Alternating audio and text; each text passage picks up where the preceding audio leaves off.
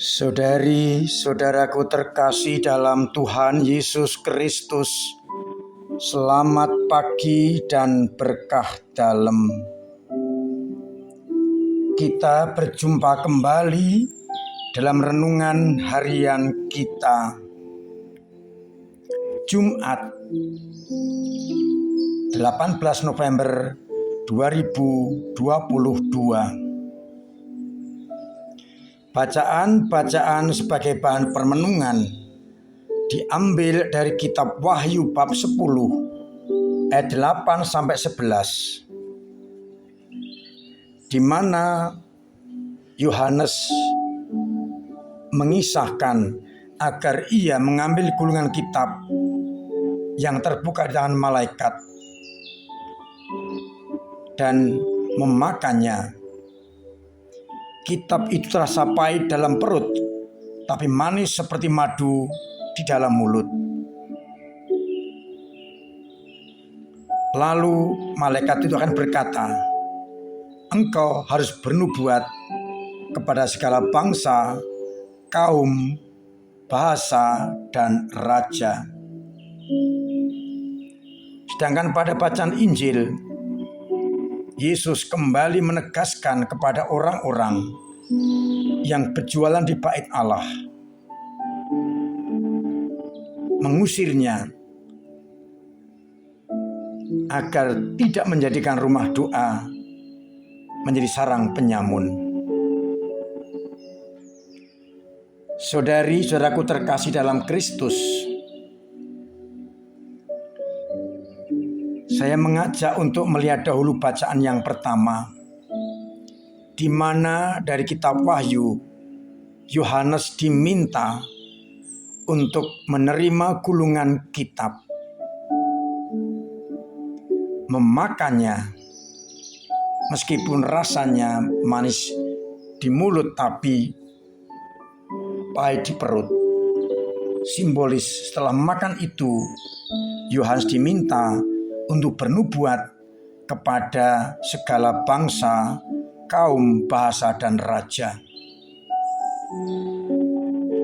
Tugas perutusan bagi Yohanes adalah mewartakan apa yang ia alami, yang ia cerna, yang ia hidupi dari Yesus sendiri. Kepada segala bangsa, kaum, bahasa, dan raja, kabar gembira itu harus diwartakan, harus dinyatakan.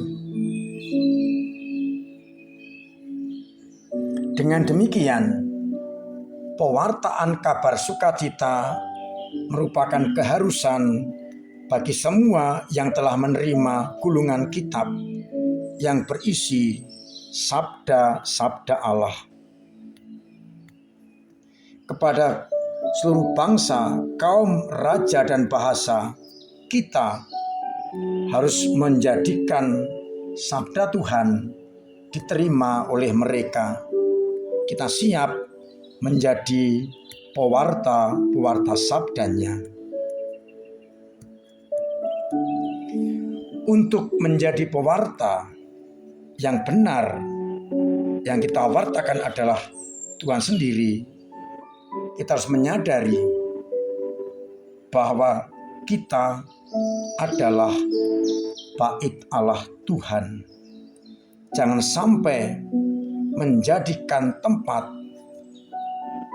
yang tidak menuju kepada kesucian menerima Tuhan, yang digambarkan dalam Injil, bagaimana Yesus mengusir para pedagang di bait Allah. Menjadikan bait Allah sarang penyamun adalah suatu sikap yang sangat melawan kehendak Allah. Maka kita juga diajak menjadikan hati kita adalah bait Allah itu sendiri. Oleh karena itu, kalau kita menjadikan hati kita, hidup kita bait Allah, kita akan mampu menerima Tuhan dengan sukacita dan akhirnya memakannya dan mewartakannya kepada segala bangsa. Saudari-saudaraku terkasih dalam Kristus, Yesus mengusir para pedagang di bait Allah dan mengecamnya menjadikan sarang penyamun. Ingin mengembalikan fungsi bait Allah seperti semula, yakni tempat bertemunya Allah dan manusia. Dan itu digambarkan dalam hati kita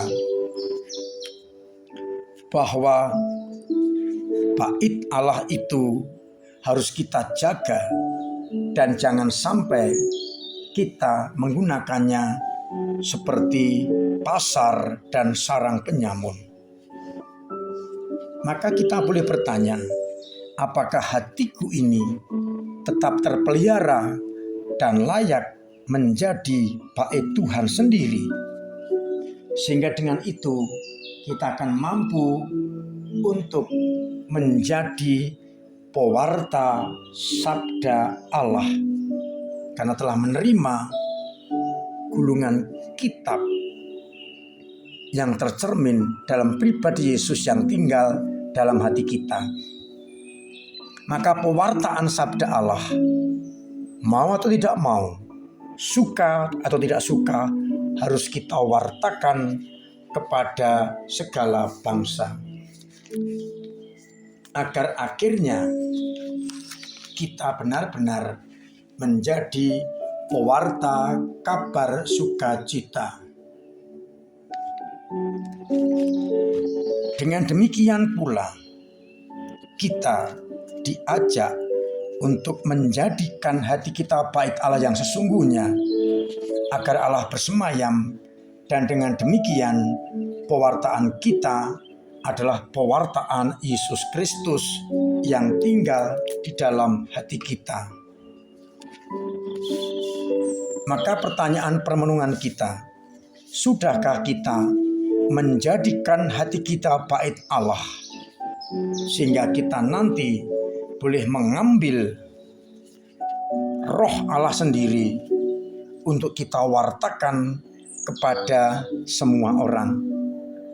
Dengan demikian akhirnya kita akan memperoleh belas kasih dari Allah sendiri. Semoga dengan demikian karya-karya Allah semakin diterima oleh banyak orang, karena kita mampu untuk mewartakannya kepada banyak orang.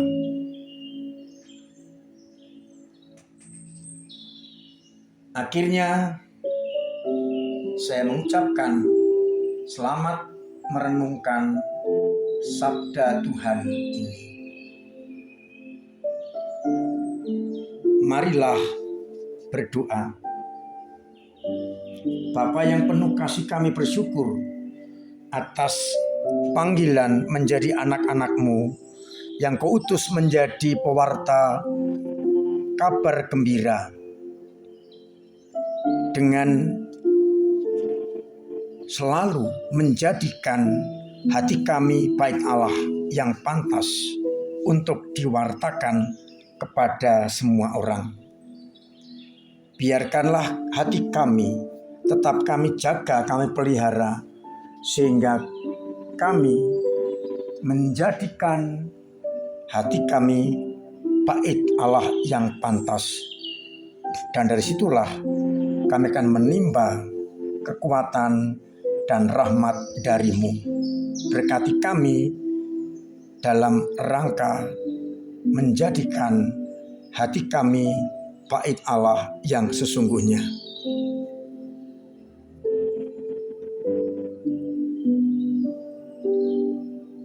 Kami juga berdoa untuk umat-Mu di Paroki Kudus ini yang sedang sakit. Semoga Engkau sembuhkan, Engkau hilangkan penyakitnya. Yang punya beban berat, Engkau bantu untuk meringankan, bahkan menyingkirkannya. Yang punya persoalan, Engkau bantu mengurainya. Dan yang kesusahan ekonomi, Engkau bantu lewat sesamanya. Semoga dengan demikian banyak orang sungguh-sungguh mengerti akan kehendak-Mu. Berkati juga saudara kami Nawanto yang sedang sakit. Semoga tetap Engkau pelihara, Engkau jaga, Engkau sembuhkan, agar bisa berkumpul dengan keluarganya dengan penuh sukacita. Bagimu tidak yang mustahil, maka biarlah Engkau angkat penyakitnya. Dan semoga dengan demikian ia mengalami kasih karunia-Mu yang besar.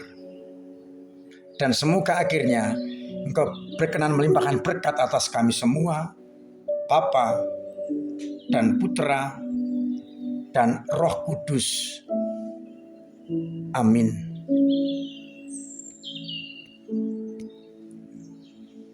Saudari-saudaraku terkasih, saya ingatkan agar tetap menjaga protokol kesehatan dengan benar, menjaga imun, pola hidup sehat, vaksinasi booster, dan selalu mentaati anjuran pemerintah menghadapi virus corona. Terima kasih semua yang telah terlibat dalam hidup menggereja dengan tenaga, pikiran, dan dana, termasuk dana pembangunan untuk gedung serbaguna kita. Kami juga bersyukur atas keterlibatan panjenengan semua. Ambil bagian di dalam negara kita dengan tetap menjaga NKRI.